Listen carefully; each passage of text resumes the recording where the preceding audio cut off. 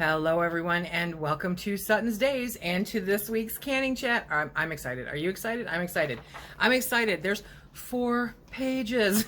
There's 4 pages of questions.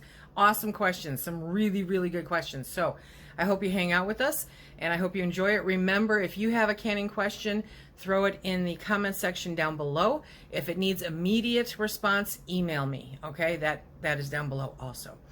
Let's get started because there's a lot. So Michelle B asks, question on lemon juice versus citric acid. Are they interchangeable in any canning recipe? I've always used lemon juice, but it was hard to find for a while.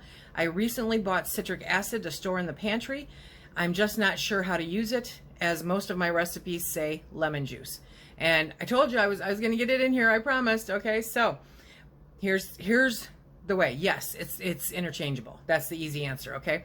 1 tablespoon of bottled lemon juice is equal to 1/4 teaspoon of citric acid. This means that if a recipe instructs you to add 2 tablespoons of bottled lemon juice to each quart jar before canning, you can easily swap in with 1/2 teaspoon of citric acid. So I'll repeat that. 1 tablespoon of lemon juice is equal to 1/4 teaspoon of citric acid. I hope that helps. I'm sorry it took me a while to get to it. Kathy Sage, hi Kathy. Love these canning chats. What would be the best way to store Tatler Harvest Guard reusable lids so the gaskets don't dry out? I legit did not know this, so I reached out to Tatler and they let me know that there's no worry about them drying out. They're not going to, okay? So store them any way that you want. Nothing special is required and they're good. They won't dry out. I thought that was a pretty awesome question and a really great answer. Makes life a little bit easier, right? Linda Gale Banner. Dun, da, da. What question for the next canning chat? I did several pints of raw packed ground beef in late 2020 after seeing your older instructional video. I hear you saying that you're going to take that video down now because it's not approved. In fairness, you did tell us that it was not approved method in this video. I was a new canner last year and I figured if you lived to tell the tale, it was good for me. My question is, did you discard your raw packed jars of ground beef? No, we ate them. We used them. We ate them. Okay. What I'm trying to do, and seriously, my whole purpose with this is that there are so many new food preservationists coming on board that it's confusing when they see the rebel way versus the approved way. Okay. And because quite honestly, since that time, I have discovered that it's a much better product to do it the approved way. So to me, it makes more sense just to leave that up. I still have not taken that video down. I haven't had time, but it's still perfectly safe. We ate it. You know, it's just not an approved method. So do what you're the most comfortable with, but we're here to tell about it. So, and while that is not an acceptable answer, that is what you asked. So that's what I'm telling you. Okay. Rose Jarman. Oh, I do have a question. Okay, she says, I have 2 turkeys in the freezer. Can you tell me about canning them? It's hurricane season here, and you know, with Tropical Storm Elsa ripping through here now, so I'm starting to think those turkeys need to hit jars. Canning turkey is absolutely acceptable. I will actually put a link down below to the National Center for Home Food Preservation for canning poultry, turkey, just like chicken. Okay, now you can do it a couple of different ways, and I'm going to tell you what I think is the easiest way. You can raw pack it, but that means that you're going to have to part up that raw bird, cut it all up, and stick it in jars. You can ugly chicken it, you know, you can do it the same way. But because turkeys are kind of big and they're kind of cumbersome, right? So for me personally, I think it's easier to cook them. Cook them, then cut them up, add liquid in there with it, put a broth or just plain water, doesn't matter, and hot pack them that way. And you'll get a great product either way that you enjoy. It's easier, in my opinion, to cook them first and then can them. I hope that answered your question.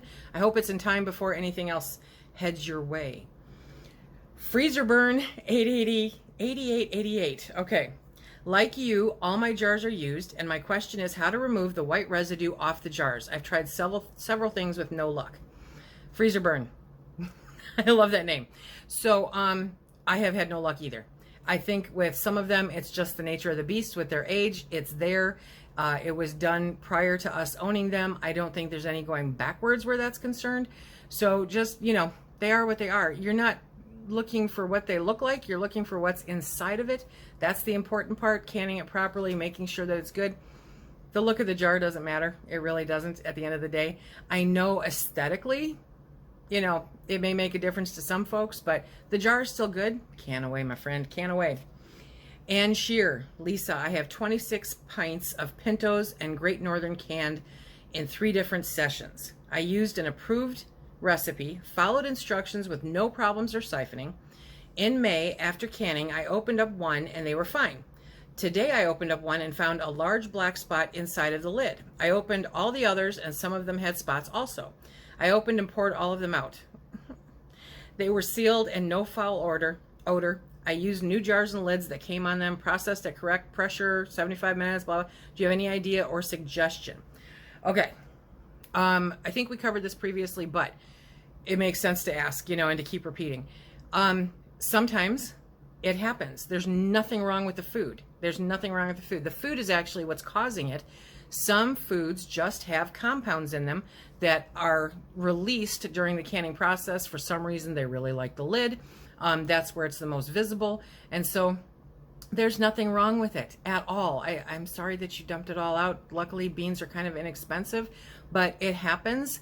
If you canned it properly and, you know, everything was fine there and the jar was secure when you opened it, it's perfectly safe. That's not mold. It's just a compound from the food itself. It happens with meats. It happens with beans. It happens with a few different things. So you're all good. If you decide to can it again and you run across it again, it's safe. Don't worry about it. Okay. But I emphasize, you canned it properly. That's the key. If you didn't can it properly, then, you know, I would question it, but you did. So you're all good. Okay,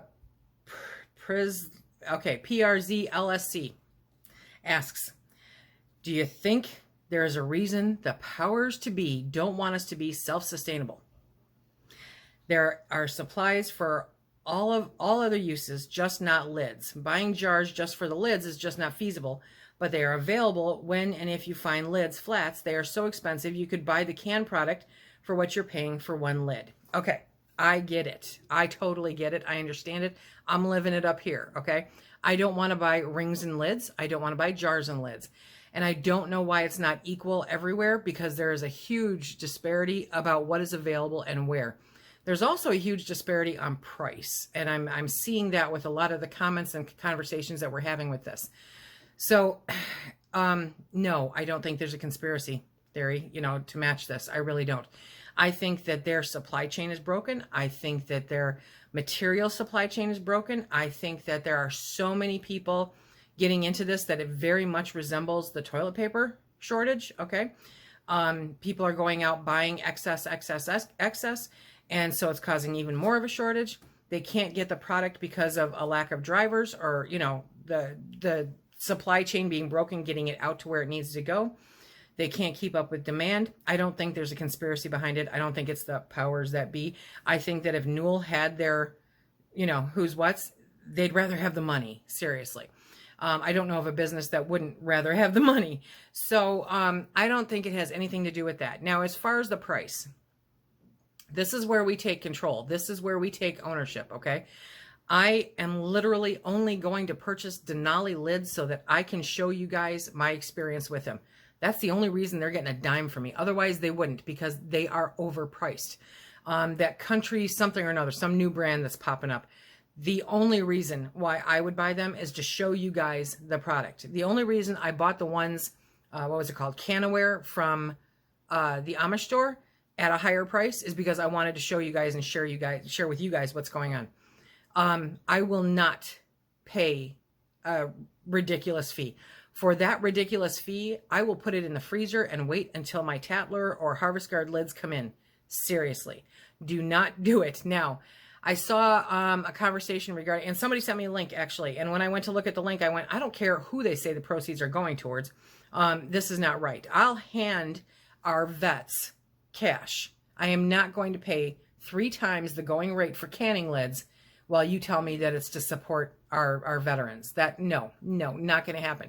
And then I found out that through that website that there's a lot of complaints that people aren't getting their stuff. So it's a very good chance that that's actually a fake website that's there to scam us, right? You have to be just so super careful, and it stinks. It really does. I mean, that's why I keep saying, you guys, don't buy this stuff off of Amazon right now. Hunt down what you can, where you can in your local area. I understand the frustration. I am there with you. I feel so bad. It's what we're dealing with right now, okay? But I don't think that it's a conspiracy theory, from the manufacturer. I really don't. Now, if the government were trying to do that, they were the manufacturer, then I might have something there. But no, I just think it's a really lousy situation that we're in, and I'm going to compare it to the toilet paper shortage, because when people see them, they're going out and buying everything up, and there's nothing left, and so the next person doesn't have any, and so then they panic, and so then when they see them, they buy them all up, and it just repeats and repeats and repeats. And because there are horrible, dishonest people running scams all over the place. So I'm sorry, but that's where it's at. They're not out to get us. Well, the scammers are, but not Newell. 6996 Cat Mom says, I heard from one person that the bean inside can affect the color. Remember, we talked about that last week, you guys. Example, green beans with dark seeds can turn the finished product dark brown. My question is, I saw Deep South Homestead canning with one-piece metal lid. How does that work? Does it have a rubber ring on the top? Okay, so I actually, and I have to buzz around here in my pages, because Renee Resch asks a similar question. Third time, sorry, Renee. Can you talk about one-piece lids versus two-piece lids, please? Are they safe to use for pressure canning? Local Amish store has a bunch, and I don't know how to use or if they are safe. Please advise. So what I'm going to do is I'm going to provide a link down below, you guys, okay? Oregon State University. They have a lot of really good information. Said single-piece lids have not been adequately tested for use in home canning by the National Center for Home Food Preservation. In addition, one-piece lids are not typically used for water bath canning. It can be difficult to apply the correct amount of force to the lids so that it is not over or under tightened. And I think that would be a similar issue with pressure canning also. Okay, so they haven't been tested. They're not approved. Would I risk it? No, I got better things to do with my time. I'll put that link down below so that you can see where I got that from. Good question, because I know that they're out there, and just because somebody did it, and I'm not dissing Wanda by any stretch of the imagination, okay? But I'm just saying that no, they're not approved. They haven't been tested. Would I do it? No, I wouldn't. So where did I go? Let's see. Okay, a Peacemaker says, I have a question. I put up potatoes regularly, but the other day I had some red and gold new potatoes and I canned them. Now I'm a little worried because I washed them, but just cubed them and pressure canned with water and salt. Now I thought about having the peelings on them. Now, okay, so I get it. Now I thought about having the peelings on them. That's how we eat them usually if I make them fresh. Any thoughts? So the approved method is to peel them, okay? Any root vegetable is to peel them, because there are crevices that we can't see, and bacteria, dirt, organisms, whatever, can hide in those crevices, and, they can cause problems at a later date. I've heard arguments both ways. I'm just here to tell you that it's not an approved method. Do people can them with skins on? It's not an approved method, okay? Kimberly Wyatt. Not sure if this counts as a canning question. Is there a way to create an approved recipe? For instance, my family loves my chili, but when I look into approved recipes, they just don't look appealing. I'm a newbie and I'm just trying to figure things out. Thank you. So the blanket statement, sorry, my nose. So the blanket statement is approved recipes have been approved because they've been tested. No, okay? But I did a video on this. I don't know if I have time to find it, okay?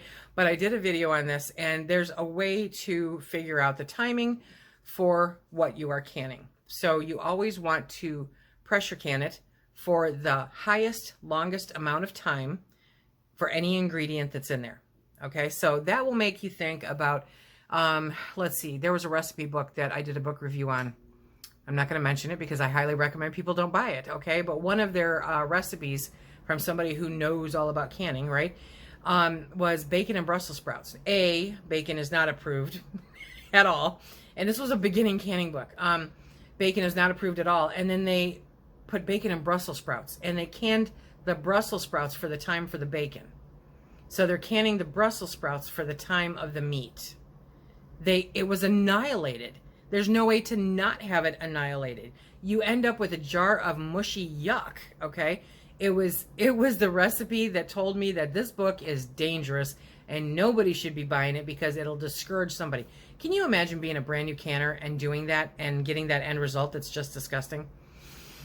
Just horrible. It's horrible. So, when you're doing chili, I don't follow a National Center for Home Food Preservation chili recipe. I follow my chili recipe, but I can for the time of the highest ingredient, which is the protein, okay? So that is what I am recommending that you do.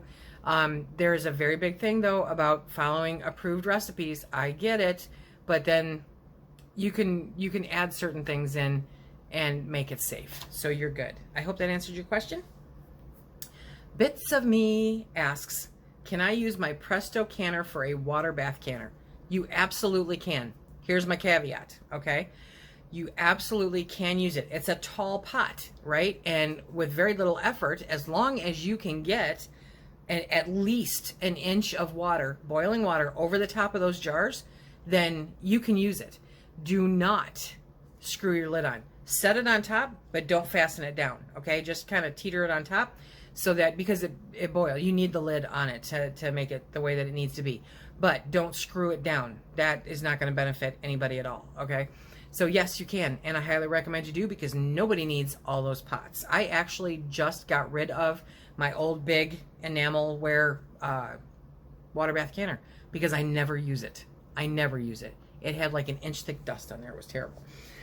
Okay, Jen says, I have a question about reusable lids. I have the Tatler lids and love them. However, I've only pressure canned with them because of Headspace. You got me with this one. The directions that came with the lids states to have 1 inch headspace, and most water bath recipes are 1/4 to 1/2 inch. You always stress the importance of proper headspace, so I'm nervous about using them for water bath. Which directions do I go by? The manufacturer or the recipe? I have not looked at those directions. I have not seen that. So here's what I'm going to tell you. Go with the 1/4 and 1/2 inch, because headspace is remarkably important, okay? Those lids are going to work just fine. Linda over at Linda's Pantry, she does jams and stuff all the time with Tatler lids. Headspace is what it's supposed to be. You don't need extra headspace. I'm curious about those directions, so I'm going to have to go poking around their website. But yeah, headspace. Keep to the headspace that's referred to in the approved recipe, okay? RJ Ford, Siphoning Happens. Is this a shirt yet? Yes, it is. Yes, it is.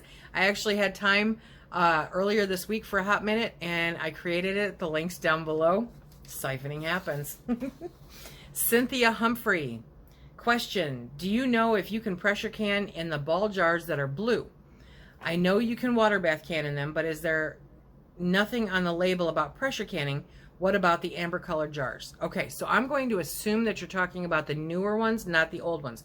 The vintage jars do not pressure can in. Okay, I don't even know if I'd water bath can in them anymore, but definitely do not pressure can in them. If they're the newer ones, you know, the retro ones that they just came out with, they're perfectly safe for pressure canning. Absolutely. Now, you may do it and go, why did I do that? Because now my green beans look purple or brown, or, you know. But yes, they're safe. If that's what you can get your hands on, that's what you have, use them. You're safe. Beth Muscat. Newbie question. I've only been canning for a couple months. Love it and slightly addicted. But my question is, do you have to give your canned goods any attention afterwards? For example, should I periodically give them a little shake just to make sure they're okay? And if so, how often? Excellent, excellent question. Okay, this is not a one and done kind of thing. So if you're creating a pantry, if you're putting them in your pantry, you pressure can, water bath can, whatever you do, okay? You let them sit for the 24 hours. You go back, you wash them down, you dry them down, you mark the jars, you put them on your shelf. Now, here's what I do. No less than 3 times a year, I am hands-on in that pantry, moving stuff around, checking lids to make sure they stay sealed. Very important, okay? Get in there, dust, use any excuse you have to, rearrange to make room for more stuff. But yeah, you want to you don't want to just stick them in the pantry and walk away and not look at them for a year. Do you have to shake them? No. No. You're just checking them to make sure everything has stayed sealed, just in case there's an issue. So, you know, that's a really great question. I'm glad that you asked it, but don't shake them. Don't do that kind of stuff. That's not necessary. But, you know, go in there, check them, dust, inventory. Inventory. Good thing. Joan Fazio. I have a crazy schedule. Can I put the chicken in the jars the night before, keep them in the fridge, and then put them in the cold canner in the morning and process them? Yes. Okay. Now it's not ideal. Okay. And so some people will tell you that it adds to the process, and it does. It does. Okay. It will take longer for your canner to come up to temp. So you want to make sure that, you know, you've definitely got your 3 inches of water in there. But it will still, for the processing, because by the time that we're counting time, it's come up to temp, the steam has vented, you know, you've done all that, you've brought it up to pressure, your timer starts then, you're good. So yes, you can do that. I understand. I really do. If your schedule is that, see, the thing is though, you're not, I had to think this through. The thing is though, you're not going to want to put the lids on it, you know, in the fridge, because that's just not great, because condensation can go underneath and stuff. So honestly, if you cut it all up ahead of time, put it back in the fridge, bring it out in the morning, fill the jars, then wipe down the rims, put the lids on, put it in the canner. That is the better way to do it. But filling the jars and putting them in the canner leaves a little too much room for error, you know, so the jars could fail, which then you've wasted that time, which I know is precious, because I know how precious my time is. So that's the way I would do it, is cut up the chicken, put it in a big bowl, cover it up, put it in the fridge, come back to it the next morning, fill the jars. That doesn't take but a hot minute, you know, and then go from there. Great question. Very good. Loretta Murray. I'm a new canner. I haven't had any failures, but I struggle in maintaining steady pressure at 11, which is required for my area. The pressure is either on the low side of 11 or the high side of 11. I can with a new Presto canner with 7-quart jars on a new stainless steel gas stove with a 1700 BTU. That may be your problem, okay? I start the process on medium until the 10-minute, you know, steam, and then when it reaches 11, and then I turn down the burner to just above low. When it starts to climb from 11 to the high side of the 11 mark, I start to adjust it back and forth. You haven't had any failures, okay? So not necessarily a bad thing. I usually have to put the canner back on the back burner, the back 5000 burner, and still have to turn the burner from low to a little high and back and forth. Okay, so I'm sorry, for some reason my nose is itching. So it's a 1700 BTU stove, okay? And they normally say 1200 BTU. I'm assuming that it is gas, okay? So low may not be low, but when you say it's on the high side of 11, I don't understand if you mean that it's 12 or it's just the high side of 11. Or if you don't adjust it, is it going to go to 12 and 13? Or is it staying cats? Or is it staying, you know, just at the high side of 11? High side of 11 is not an issue. 12 is not an issue. 13 is an issue. 13 to 11 to 13 to 11 is an issue, okay? So you want to get it to where it's stable. And if that's the high side of 11 without going extreme, then you're good. Stop with the back and forth, because that's not really cool. But stay with that stove, because it sounds like it runs hot. And so you want to make sure that that stays in that area. Now, I will say, if your pressure canner is a model that works with the jiggler, this will help you infinitely, okay? Check out the jiggler. I'll put the link down below and read the description, because it'll tell you what models it goes with. And if your canner is one of those models, you can work with that, and that takes that pressure off. You still need to keep an eye on stuff, but it negates the use of the gauge, and it keeps it at the pressure that you need without all the back and forth and back and forth. But you're still, I would still get used to trying to maintain it, because there's still, you know, you don't want it high and just jiggling like crazy. I'll put a link to the jiggler versus the regulator down below also. Check that out. It might be something that you could use. France Gamble says, my question is, I have an old canner. It has wooden handles. My husband gave it to me yesterday. I'm looking at it to figure out if I should refurbish it. Is the wooden handle one still safe? I have been safely pressure canning for over 10 years with my newer Miro. Honestly, with the wooden handles, that normally puts them around the 1940s, okay?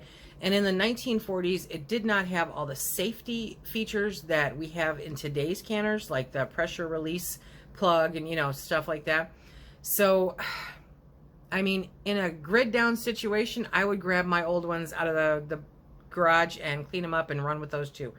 But if you don't need to, I don't know that I would. I'd probably water bath in it.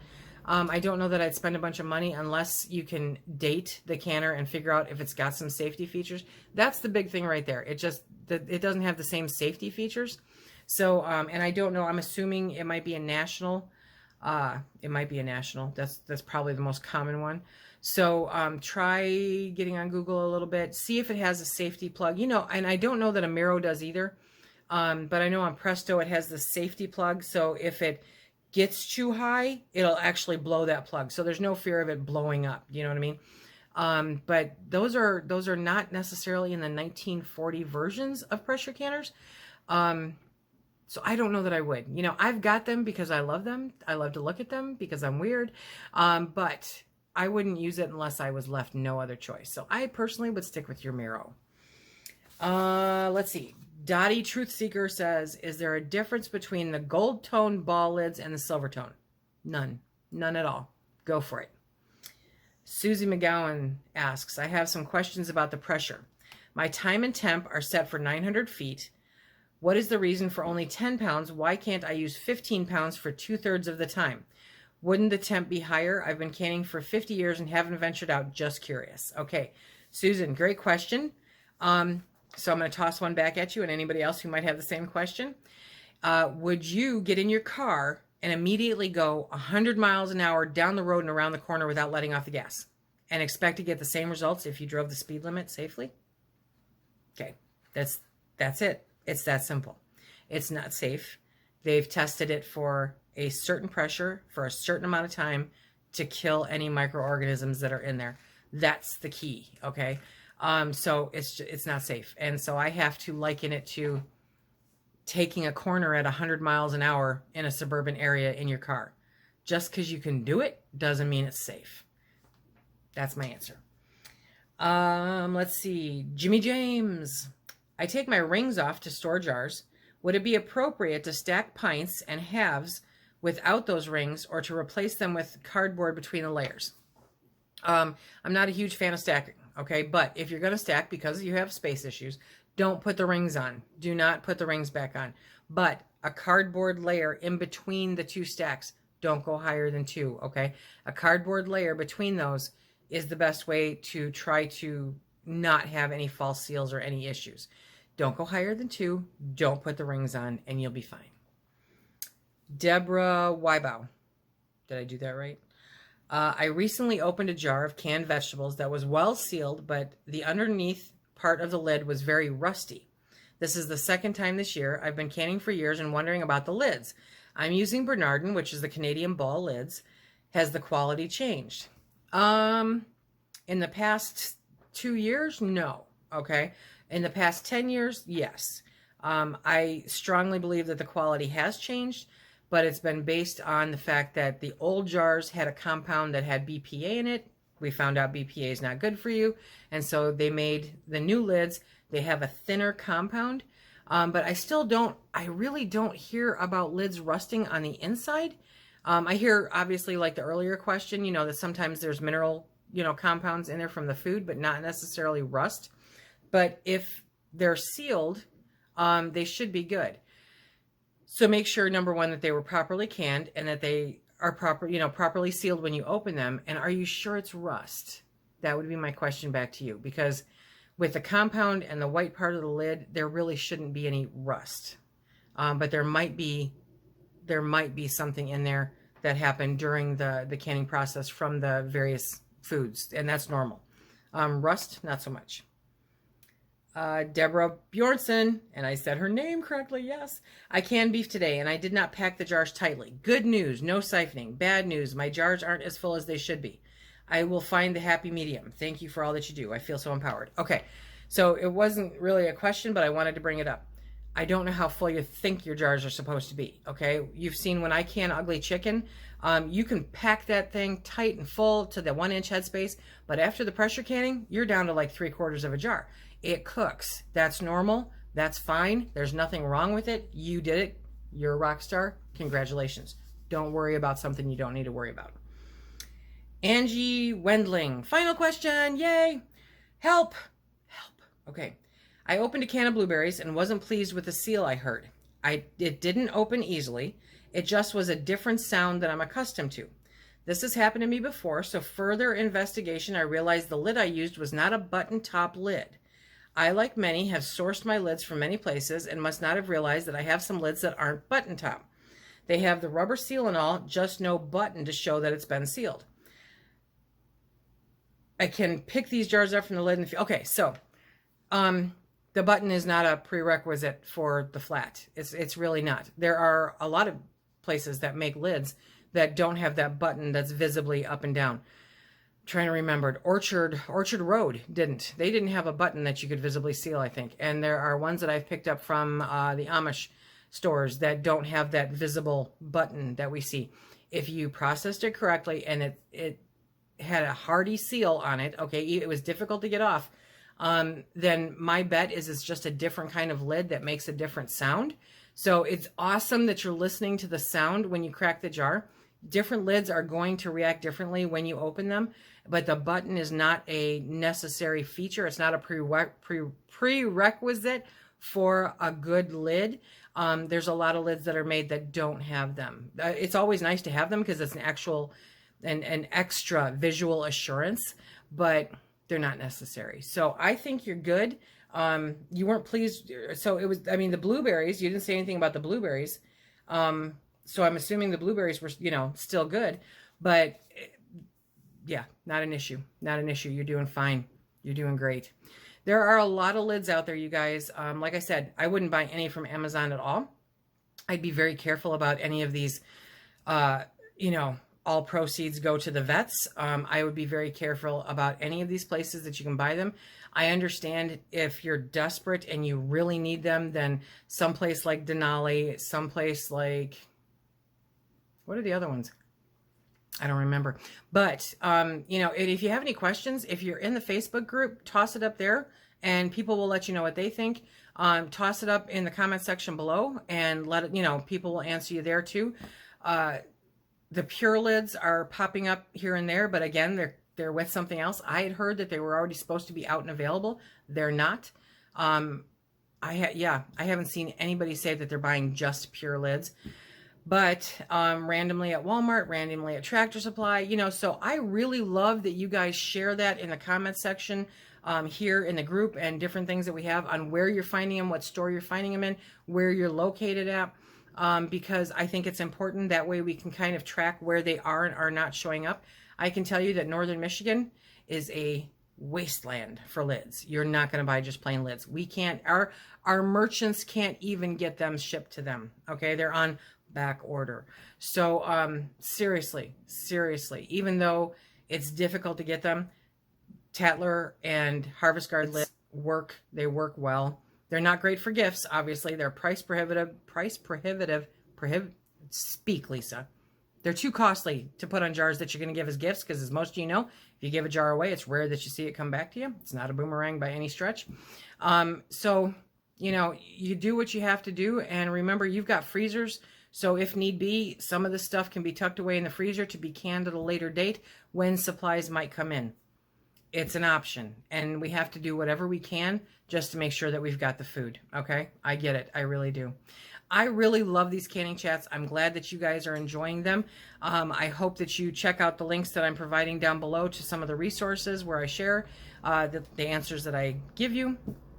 Remember, if you have any questions, please toss them in the comment section below. I did not get to every single question, so if I missed your question, definitely say second time, third time, hey Lisa, stop ignoring me, okay? And I will get to it. If you need an immediate answer, please email me, and I will do my best to get back to you right away. And until next time, remember, be safe.